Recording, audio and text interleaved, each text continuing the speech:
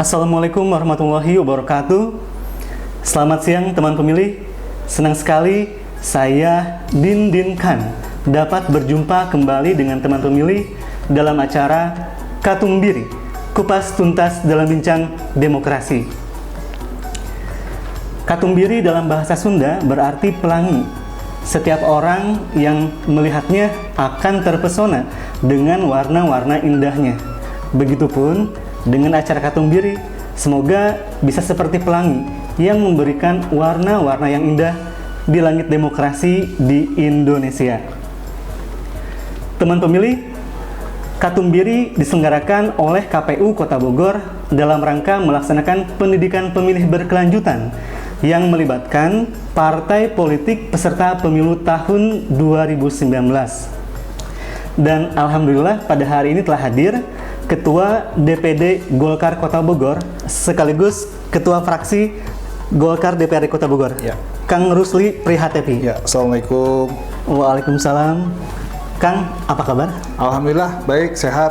Alhamdulillah ya, luar biasa kan sehat ya.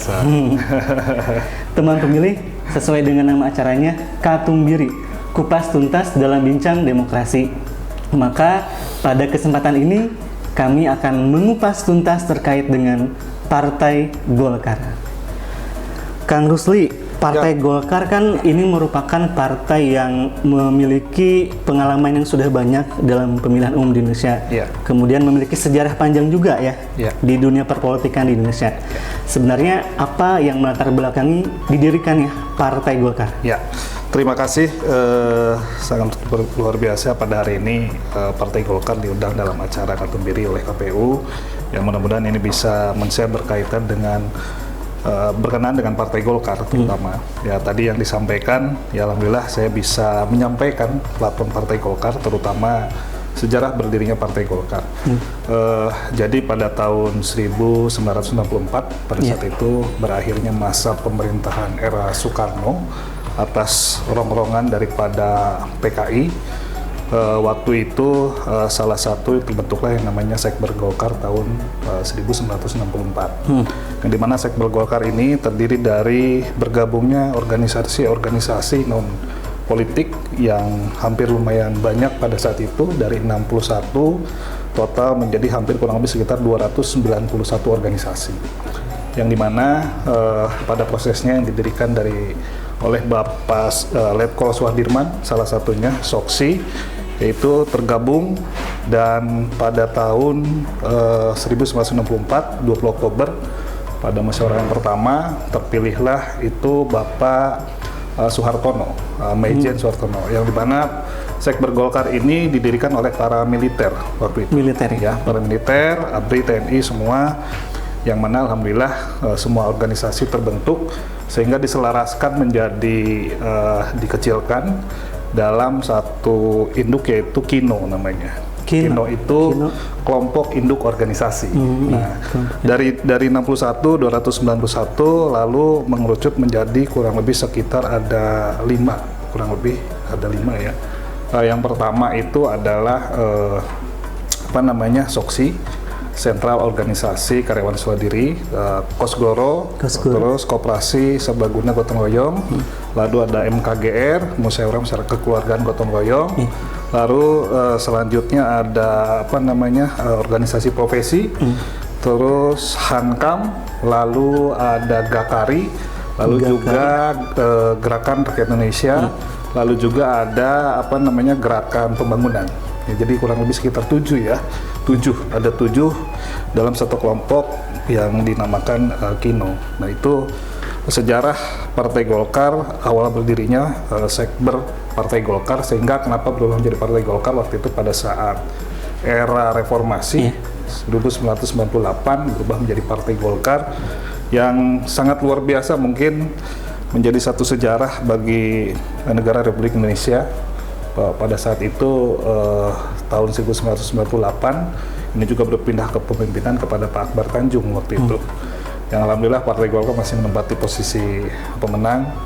Ya, jatuh bangun yang sangat luar biasa, tapi itulah dinamika politik di Indonesia. Dan sampai dengan hari ini alhamdulillah ketua umum kami yang dipimpin oleh Bapak Erlangga Hartarto sudah 2 kali, baru kemarin masa menjabat berakhir dan terpilih kembali mendapatkan amanah dari seluruh pengurus pimpinan DPD 1 dan DPD 2 yang alhamdulillah menetapkan Bapak Haji Insinyur Erlangga Hartarto sebagai ketua umum DPP Partai Golkar periode 2019-2024 gitu. Nah, itu mungkin sejarah singkat yang secara gambaran umum yang saya sampaikan bahwa dinamika dan proses dari Partai Golkar dari mulai sekber Golkar sehingga menjadi Partai Golkar, dan hal ini alhamdulillah Partai Golkar masih diberikan kepercayaan oleh masyarakat, masih ada di tengah-tengah masyarakat. Memang partai yang sangat umurnya dibandingkan yang lain sangat luar biasa ya. Betul sekali. Bukan berarti tapi lebih kepada partai yang paling tua gitu ya. Mudah-mudahan juga kiprah kita masih tetap ada di tengah-tengah dan dimengerti oleh masyarakat, terutama di Kota Bogor. Gitu kan? Iya, terus Kang, ketika partai sudah didirikan, pastinya partai memiliki visi dan misi. Betul. Apa visi dan misi dari Partai Golkar? Ya, gambaran daripada secara umum berkaitan dengan ADART bahwa visi dari Partai Golkar itu sendiri adalah bagaimana mewujudkan satu masyarakat yang mempunyai karakter, terus juga punya rasa keadilan, terus juga dalam posisi bagaimana dalam situasi yang masyarakat bisa berdaya saing, terutama di era global. Betul. Itu bagian daripada visi daripada Partai Golkar. Dan misi daripada Partai Golkar kalau saya baca secara gambaran umum itu ada tiga poin. Yang pertama adalah menegaskan, mengamankan Pancasila sebagai dasar ideologi negara dalam mempertahankan negara kesatuan Republik Indonesia. Yang keduanya itu adalah bagaimana menjalankan cita-cita proklamasi, terutama dalam bidang pembangunan, supaya masyarakat Indonesia adil, makmur, dan sejahtera. Dan yang ketiga, yang terakhir adalah bagian daripada misi Partai Golkar, yaitu bagaimana menjalankan tata kelola pemerintahan yang bersih, strategis, dan kreatif. Tentunya itu menjadi satu dasar kita good government untuk mengedepankan bagaimana mengawal pemerintahan negara Republik Indonesia. Itu Kang. Oke Kang, luar biasa. Siap. Kemudian Kang, terkait dengan misi partai, pastinya penjabaran dari visi partai adalah program-program. Ya. Apa saja program dari Partai Golkar, terutama pada tahun 2020-2021? Ya, jujur saya sampaikan bahwa Partai Golkar terutama di Jawa Barat, kita sudah melaksanakan musyawarah yang sangat luar biasa, yang mana terpilih dan ditetapkan secara aklamasi Bapak Haji Ade Barkah Surah. Kita mempunyai tagline ngabret. Apa tuh ngabret? Ngabret itu kalau bahasa Sundanya itu ngabret, bahasa Indonesianya berlari kencang. Ya, berlari kencang yang sangat bagaimana kita mempunyai progresif dan responsif terhadap persoalan-persoalan yang ada di masyarakat. Pertama, hari ini paradigma masyarakat dalam politik banyak sekali yang antipati. Tapi kita Partai Golkar dalam posisi percepatan tersebut bagaimana menghadirkan bahwa kader-kader Golkar hari ini harus ada di masyarakat. Persoalan-persoalan di masyarakat hari ini bagaimana kita bisa menyelesaikan dalam langkah dan solusi gitu. Jadi tidak hanya berkarya kata, tapi tidak bisa menampilkan bagaimana tujuan daripada hasil yang dicapai dan diinginkan oleh masyarakat. Itu salah satunya daripada tujuan daripada ngabret itu sendiri. Ya, banyak kita program yang salah satu mendasar adalah berkaitan dengan kitab kuning dari pesantren ke pesantren. Mungkin di Kota Bogor juga itu ada. Itu salah satu program yang salah satu digagas oleh Ketua DPD Jawa Barat, bagaimana kita mendekatkan diri bagian daripada proses pembelajaran terutama di pesantren gitu. Ya, hal yang mendasar berkaitan dengan hierarki batiniah kita terhadap proses di masyarakat, mulai dari situ kita berjalannya. Insya Allah mudah-mudahan ini akan berjalan setelah juga dari Jawa Barat ke Kota Bogor. Kita juga Kota Bogor baru menyelesaikan musyawarah daerah ke-10 tahun 2020 bulan Agustus kemarin. Ya, alhamdulillah bahwa amanat daripada teman-teman terutama pengurus tingkat kecamatan, karena di Golkar banyak tadi saya sampaikan ada beberapa organisasi, ada organisasi pendiri Partai Golkar, yaitu hari ini ada SOKSI, Sentral Organisasi Karyawan Usaha Diri, lalu ada Kosgoro, Koperasi Serba Gotong Royong, lalu ada lagi yang namanya MKGR. Nah ini adalah pendiri Partai Golkar. Nah, di samping daripada pendiri Partai Golkar ada namanya yang didirikan Partai Golkar. Didirikan Partai Golkar itu ada 5. Yang pertama adalah AMPI, lalu ada namanya MDI, lalu ada Satkar Ulama, ada Al Hidayah, lalu satu lagi itu ada HWK, Himpunan Wanita Karya. Nah, itu bagian daripada Partai Golkar. Nah, alhamdulillah saya diberikan amanah tidak hanya pemilihan itu sebatas pimpinan tingkat kecamatan saja, tapi yang didirikan dan yang mendirikan beserta ada yang inbody daripada Partai Golkar, AMPG dan KPPG. Jadi agak lumayan banyak suaranya. Nah, alhamdulillah saya pun pada saat Musda ke-10 Partai Golkar kemarin diberikan amanah secara ada juklak yang mengatur di dalam tatanan Musda dan berikan amanah itu terhadap saya. Hari ini kita masih berproses, mudah-mudahan dalam waktu dekat semuanya sudah rampung dan kita dapat melanjutkan apa yang menjadi program-program pusat, program Jawa Barat, dan ada beberapa program yang memang sudah siap bagaimana kita hadirkan dan kita sajikan untuk masyarakat Kota Bogor. Gitu kan. Luar biasa, Kang. Siap. Tadi Kang Rusli sudah bilang terkait dengan yang mendirikan dan yang didirikan. Ya. Nah, sebenarnya saya sekarang ingin fokus ke susunan pengurus itu sendiri. Siap. Bagaimana susunan pengurus di Kota Bogor? Ya, jadi itu sudah diatur di dalam petunjuk pelaksanaan ya, Cuklak dan ADART sudah dalam posisi aturan dan tidak menghilangkan yang didirikan dan yang mendirikan karena itu baku dan itu bagian daripada Partai Golkar. Secara kepengurusan ya kalau saya lihat, alhamdulillah sangat luar biasa gemuk. Kalau melihat dari tatanan unsur wakil ketua aja ada hampir kurang lebih sekitar 17. Semua bagian dari mulai bidang organisasi, bidang kaderisasi, bidang pemenangan pemilu, penanggulangan bencana, lalu ada pemberdayaan masyarakat, dan lain-lain. Ini memang sub bidangnya sangat luar biasa. Ya harapan saya dengan energi yang kuat ini, artinya persoalan-persoalan di Kota Bogor dalam struktur yang kita punya bisa menyelesaikan masalah dan menghadirkan solusi untuk masyarakat. Gitu kan. Ada di kami itu yang inbody daripada Partai Golkar, wakil ketua bidang pemuda dan olahraga beserta Kesatuan Perempuan Partai Golkar. Ini agak spesifik di sini. Nah, ada yang namanya AMPG. Nah, ini AMPG, Angkatan Muda Partai Golkar, yang ex officio-nya adalah wakil ketua bidang pemuda dan olahraga. Ini agak sedikit unik dan menjadi sorotan.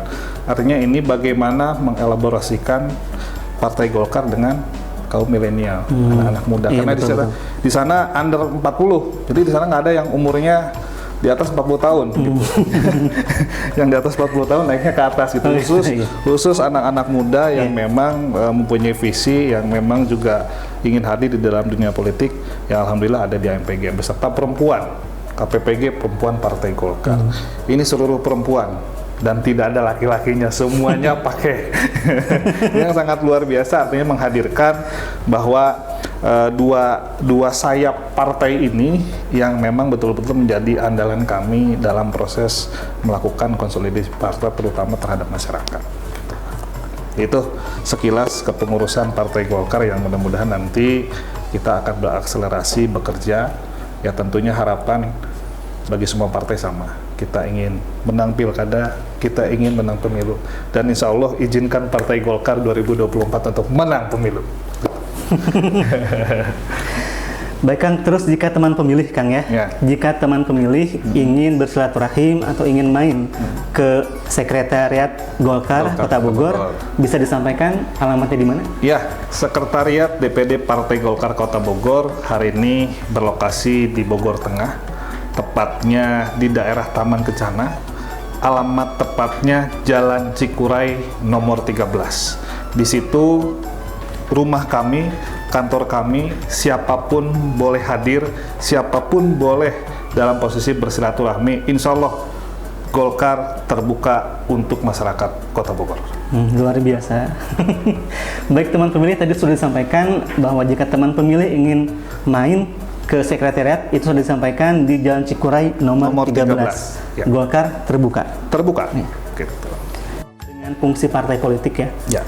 Salah satu fungsi partai politik adalah sebagai sarana rekrutmen politik. Ya. Bagaimana cara Partai Golkar untuk merekrut anggota partai? Ya, tadi saya katakan bahwa di Golkar ada bidang kepartaian, yang mana di sini yang merumuskan bagian daripada strategi ataupun keanggotaan daripada Partai Golkar. Hari ini ada paradigma yang sangat berbeda, yang alhamdulillah bahwa mungkin kalau di Kota Bogor sejarah baru bahwa pemimpin atau ketua DPD Partai Golkar ini usianya masih di bawah 40 tahun. Saya masih terbilang sangat muda, dan mudah-mudahan porsi saya hari ini bisa menghadirkan terhadap seluruh elemen masyarakat, terutama kaum yang muda-muda, yang milenial. Dan terus terang saja bahwa kita sudah mempunyai sistem bagaimana kita cara merekrut, bagaimana cara mengajak menjadi bagian daripada keluarga besar Partai Golkar. Dan tentunya di bidang kaderisasi inilah yang tentunya akan meng-create bagaimana caranya supaya masyarakat agar dapat masuk. Eranya sangat banyak digunakan baik secara online ataupun secara persuasif. Tapi alhamdulillah Partai Golkar kami nanti dalam program yang selanjutnya bahwa kita sudah mempersiapkan dari mulai tingkat kecamatan lalu sampai dengan tingkat kelurahan. Ada lagi kita yang namanya POKAR. POKAR apa tuh? Itu kelompok karya. Kelompok karya. Ini bagian daripada RW, substansi dari tingkat RW. Ya alhamdulillah kalau secara infrastruktur kami sudah siap sampai dengan akar rumput, yang mana itu merupakan bagian daripada jembatan masyarakat untuk memudahkan masuk terhadap Partai Golkar. Kita terbuka, ya alhamdulillah, mudah-mudahan dengan posisi energi kepengurusan yang baru, persoalan-persoalan terutama yang ingin bergabung dengan Golkar tidak ada kesulitan hari ini. Kalau zaman dulu memang agak sulit proses masuk ke Golkar itu, tahapannya, birokrasinya, tapi hari ini kita harus bisa membuka diri dan menjadi partai modern, bagaimana masyarakat tidak ada jarak, tidak ada tahapan ketika ingin berkiprah menjadi kader Golkar ataupun menjadi pengurus Golkar. Insya Allah Golkar terbuka dan Golkar hari ini menjadi lebih modern. Baik Kang, selanjutnya selain sebagai sarana rekrutmen politik, partai juga berfungsi sebagai sarana komunikasi politik. Ya. Nah, bagaimana cara dari Partai Golkar untuk menjembatani antara aspirasi dari masyarakat dengan kebijakan pemerintah? Ya, Kang, alhamdulillah Partai Golkar masih diberikan kepercayaan oleh masyarakat yang hari ini masih dapat berkiprah di parlemen. Artinya di tingkat kota kita mempunyai fraksi sebanyak 5 orang, yang mudah-mudahan daripada fraksi ini memberikan rasa kekokohan dalam posisi menjembatani aspirasi yang kita rumuskan di Partai Golkar. Banyak persoalan di masyarakat ketika ada hal-hal yang memang membutuhkan bagian daripada usulan yang tidak bisa direalisasikan. Ya alhamdulillah hari ini kita fraksi Partai Golkar yang sebanyak 5 orang, kita bersama-sama bagian daripada kepanjangan partai. Semua yang menjadi berkenaan dengan birokrasi pemerintah ataupun persoalan yang ada di masyarakat, kita berpadu antara fraksi dengan pengurus partai.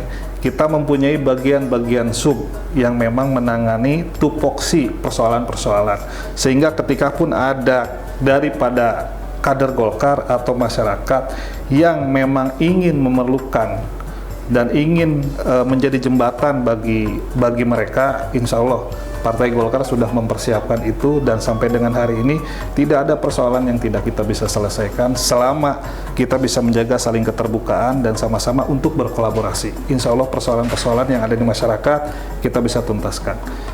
Fundamentalnya banyak masalah kesehatan, masalah sosial, itu yang sering kita temukan dinamika hari ini. Tapi insya Allah hadirnya Partai Golkar dan juga menjaga silaturahmi kebaikan dengan pemerintah kota, terutama di Kota Bogor, persoalan-persoalan itu kita bisa minimalisir, dan ini menjadi satu dasar kekuatan bahwa hadirnya Partai Golkar di masyarakat menjadi satu manfaat untuk mereka. Gitu kan. Tadi terkait dengan kesehatan, bagaimana cara Partai Golkar untuk menampung aspirasi dari masyarakat dengan kondisi COVID-19 ini? Ya, ini menjadi satu hal yang sangat luar biasa, terutama tidak hanya saja bagian dari Partai Golkar. Pada saat COVID masuk di bulan Februari waktu itu, kita mengumumkan satu terobosan yang terdampak itu tidak hanya saja kesehatan, tapi masalah ekonomi. Ya. Dan alhamdulillah karena simultan antara fraksi dan DPD Golkar, langkah kita lakukan, kita menyumbangkan gaji kita untuk memberikan terhadap masyarakat bagian daripada bahan pokok. Bantuan bahan pokok. Ya, kita juga sampaikan kepada media dan ini menjadikan satu dasar rumusan kita bahwa kita memang hadir ada karena masyarakat. Dan kita bersepakat semua fraksi waktu itu, kalau tidak salah di bulan Maret, saya sebagai ketua fraksi menyampaikan kepada teman-teman meminta keriduannya. Alhamdulillah selama 3 bulan kami menyumbangkan gaji kami untuk persoalan masalah ekonomi. Untuk daripada kesehatan memang ini perlu ada mitra daripada pemerintah Kota Bogor. Ya alhamdulillah fungsi kami di Partai Golkar terutama bagian daripada fraksi jembatan daripada DPD Partai Golkar itu sangat-sangat berkolaborasi dengan baik, terutama di Komisi 4 yang membenahi kesehatan. Bagaimana kita mencermati bahwa proses edukasi berkaitan dengan COVID ini yang perlu kita terapkan dulu kepada masyarakat. Apa sih itu COVID?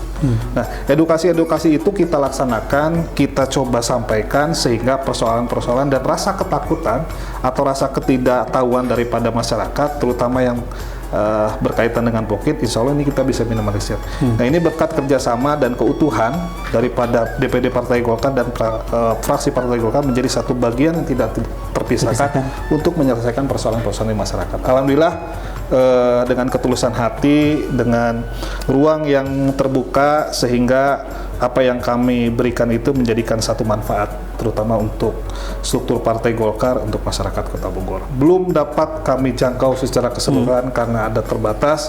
Insya Allah kalau Partai Golkar menang akan lebih memaksimalkan apa yang menjadi kebutuhan untuk masyarakat. Gitu kan. Luar biasa, Kang. Jadi pada intinya Partai Golkar itu menjadi solusi bagi masyarakat terutama pada saat COVID-19 ini. Iya. Baik, Kang, selanjutnya berdasarkan Undang-Undang Nomor 2 Tahun 2011 tentang partai politik, bahwa partai politik itu berkewajiban untuk melakukan pendidikan politik. Ya. Nah, bagaimana cara Partai Golkar untuk melakukan pendidikan politik kepada anggota partai dan masyarakat? Ya. Undang-Undang Nomor 2 Tahun 2011 berkenaan dengan partai politik ya. Bahwa di kita ada agenda rutin dari dulu bahwa doktrin Partai Golkar adalah karya kekaryaan. Bagaimana bahwa kader Partai Golkar ini harus bisa memahami berkenaan dengan minimal pendidikan politik terhadap kader-kader yang kita frame bagian daripada sejarah Partai Golkar, terus juga misi daripada Partai Golkar kita selalu lakukan setiap tahun. Ya alhamdulillah sekaligus ajang silaturahmi. Itu terakhir saja 2017 itu kurang ada kita berlokasi di Hotel Sahira, kita melakukan pendidikan politik atau Dikpol. Ya ini tidak hanya sebatas pengurus DPD saja. Ini kita libatkan pengurus tingkat kecamatan, pengurus tingkat kelurahan, sehingga mereka mengetahui betul bahwa keberadaan Partai Golkar dan hari ini mereka ada di Golkar. Tujuannya untuk apa, maksudnya untuk apa, tidak hanya sebatas saja pengabdian, tapi bagian daripada menjalankan program partai terhadap masyarakat. Konsepnya saya rasa semua partai politik sama. Kita ingin hadir di masyarakat dan kita ingin bagaimana partai yang kita cintai ini memenangkan pemilu sehingga program-program yang kita jalankan itu bisa maksimal dan bermanfaat untuk masyarakat. Pendidikan politik sangat penting. Bagaimana para pengurus di tingkat kecamatan ataupun di tingkat kelurahan yang mereka notabene adalah bagian daripada kader yang akan melanjutkan tongkat kepemimpinan di masa yang akan datang, mereka harus tahu dulu bahwa berkiprah di Golkar, mencintai Partai Golkar, ya harus tahu apa yang menjadi di dalam isi tubuh dari Partai Golkar itu sendiri. Nah daripada dempuk itu insya Allah loyal mereka terhadap Partai Golkar dan mereka tidak akan melupakan apa yang menjadi kiprahnya mereka, terlebih juga untuk masyarakat. Itu kan. Luar biasa, Kang. Ya. Kang Rusli tadi sudah menyebutkan beberapa kali terkait dengan kaum milenial, pemilih muda, gitu kan ya. Nah, kaitan dengan itu, berdasarkan Undang-Undang Nomor 40 tahun 2009 tentang kepemudaan, pemilih muda adalah pemilih yang berusia antara 16 sampai dengan 30 tahun. Nah, pada pemilihan umum tahun 2019, jumlah persentase pemilih muda di Kota Bogor itu 30,75%. Nah, bagaimana cara dari Partai Golkar untuk bisa meraih pemilih muda? Tadi kan juga sudah disampaikan terkait dengan organisasi sayap. Jadi di Partai Golkar itu ada organisasi sayap atau inbody daripada Partai Golkar, ada AMPG, ada KPPG. Ada juga ormas yang didirikan namanya itu AMPI. AMPI itu juga dia kepemudaan juga. Nah, jadi insya Allah ini akan berkolaborasi karena memang kita banyak bagiannya tapi mempunyai sub bidang yang memang berorientasi berkenaan dengan bagaimana kita bersama-sama untuk supaya bisa memaksimalkan lagi suara yang masuk. Berkaitan dengan undang-undang yang notabene ada pemilih pemula kurang lebih sekitar 30%. Insya Allah kita sudah mempersiapkan itu kan. Dengan platform hari ini bahwa saya yakin bahwa di kepemudaan Partai Golkar terutama AMPG yang mempunyai semangat yang sangat luar biasa dengan banyak beberapa program yang akan disuguhkan, tidak hanya saja edukasi terhadap pemilih pemula tapi bagian daripada mahasiswa, terus juga persiapan program yang mereka sudah create yang insya Allah ini akan menghadirkan dan bagaimana mempersiapkan diri untuk tahun 2024. Bagian daripada pemilih pemula ini adalah merupakan bagian tidak terpisahkan daripada struktur kami. Insya Allah itu sedang kami persiapkan, tinggal tunggu waktu dan lainnya. Baiklah Kang, selanjutnya kita akan berbicara terkait dengan perempuan. Ya. Boleh Kang berbicara perempuan? Boleh, siap. Jadi berdasarkan persentase jumlah pemilih perempuan pada pemilihan umum tahun 2019 di Kota Bogor itu mencapai 49,90%. Ya, hampir 50% itu. Nah, bagaimana cara dari Partai Golkar untuk bisa meraih hati perempuan? Meraih hati perempuan, ya. Ini tugasnya laki-laki sebenarnya. Jadi begini Kang, ya pemilih perempuan, terutama ibu-ibu ya, ibu-ibu yang notabene mereka hanya berpikir berkenaan dengan persoalan dapur ya. Bagaimana dapurnya agar tetap ngebul bahasanya kan, semuanya bisa terpenuhi. Ya tentunya paradigma ini kita melakukan survei bahwa itu fundamental yang kita hadapi. Nah, kita mempunyai di sini ada Al-Hidayah. Al-Hidayah itu apa? Al-Hidayah ini adalah kaum ibu-ibu pengajian. Kita masuk memang bagian daripada di situ. Terus juga ada namanya HWK, Himpunan Wanita Karya. Nah, kita juga masuk di situ pemberdayaan perempuan, baik dari PKWT, lain sebagainya semua, bahwa ini adalah program jangka panjang yang kita sudah create. Dan ada satu lagi, KPPG. Atau KPPG itu perempuan Partai Golkar, Kesatuan Perempuan Partai Golkar, yang mana memang hari ini KPPG dan AMPG mempunyai peran yang sangat luar biasa dalam substansi berkenaan dengan pemilih pemula dan perempuan. Nah, bagaimana ruang daripada KPPG ini bisa masuk terhadap pemilih perempuan atau yang memang betul-betul bisa sama-sama menghadirkan satu chemistry yang baik sehingga bisa masuk terhadap Partai Golkar, terutama swing voter. Ini sangat kita survei sekali. Ya, banyak program yang sudah dilakukan, terutamanya kemarin lah. Bagaimana kita masuk bahwa KPPG ini ke petani-petani yang khususnya di situ rata-rata perempuan. Nah, hal-hal demikian ya memang tidak seberapa, tapi ini bisa menghadirkan manfaat untuk masyarakat. Paling tidak kita memberikan edukasi bahwa di sini bukan hanya sebatas kampanye kita, tapi lebih bagaimana menjadi para perempuan atau ibu-ibu ini produktif. Tidak hanya berharap saja dari laki-laki atau dari suami gitu kan. Ini yang sedang kita create, ya mudah-mudahan program jangka pendek kita hampir kurang lebih 1 tahun menjelang 2022 kita sudah persiapkan segala sesuatunya, dan insya Allah Partai Golkar akan menghadirkan sajian yang baru yang mudah-mudahan bisa masyarakat semuanya kembali kepada Partai Golkar gitu kan. Oke Kang, tadi kita sudah berbicara terkait dengan pemilih muda, milenial, dan perempuan. Selanjutnya terkait dengan pemilih disabilitas. Ya, disabilitas. Jadi kan di sini tuh berdasarkan persentase pemilih disabilitas di Kota Bogor pada pemilihan umum tahun 2019 itu mencapai 0,11% saja. Ya. Jadi tidak banyak, tetapi kan mereka juga memiliki hak sama dengan sama pemilih seperti lain kita. yang memenuhi syarat. Nah, bagaimana cara Partai Golkar untuk bisa meraih pemilih disabilitas? Iya, perlu saya sampaikan bahwa di salah satu fraksi kami, Saudara Eka Wardana, dia salah satu tokoh disabilitas atau yang perangkup kaum disabilitas hari ini sebagai promotor yang mereka mengawal apa yang menjadi persoalan-persoalan yang ada disabilitas, baik pemberdayaannya, baik juga core bisnisnya, baik juga persoalan dan fasilitasi mereka dalam tingkat kesehatan. Kita sudah mempunyai itu dan mempersiapkan itu. Dan kebetulan diketuai oleh salah satu fraksi kami, Saudara Eka Wardana yang hari ini menjadi Ketua DPRD yang konsisten terhadap pelayanan terutama disabilitas, gitu.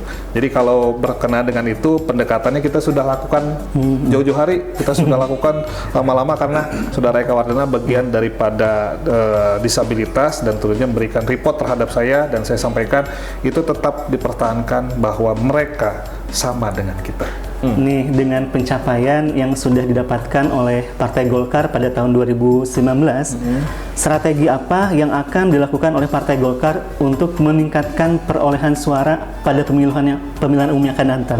Di Dewan Pimpinan Pusat maupun di Jawa Barat dengan melakukan akselerasi program bahwa salah satu target di Kota Bogor adalah 12 kursi. Itu target yang ditetapkan oleh kita. Dan sehingga kami semua, tidak hanya saya hanya bagian terkecil daripada Partai Golkar. Ada di sini beberapa pengurus yang mempunyai ide, gagasan, dan keberanian diri ketika mereka ingin mengkiprahkan dirinya. Kita membuka seluas-luasnya peluang itu. Ya, terutama yang terpenting hari ini Partai Golkar harus mampu menghadirkan sesuatu hal yang baru terhadap masyarakat dengan sistem modern. Insya Allah kita dengan target yang dicanangkan dengan strategi dan analisa politik terhadap Partai Golkar Kota Bogor dalam kurun waktu yang terbilang hari ini kita mempunyai energi yang lumayan lama. Insya Allah kita mempersiapkan diri apa yang diberikan target oleh DPP maupun Jawa Barat dengan tagline ngabret kita akan laksanakan dan kita akan buktikan bahwa target yang ditetapkan insya Allah kita akan capai. Terakhir, apa yang ingin disampaikan oleh Kang Rusli kepada teman pemilih?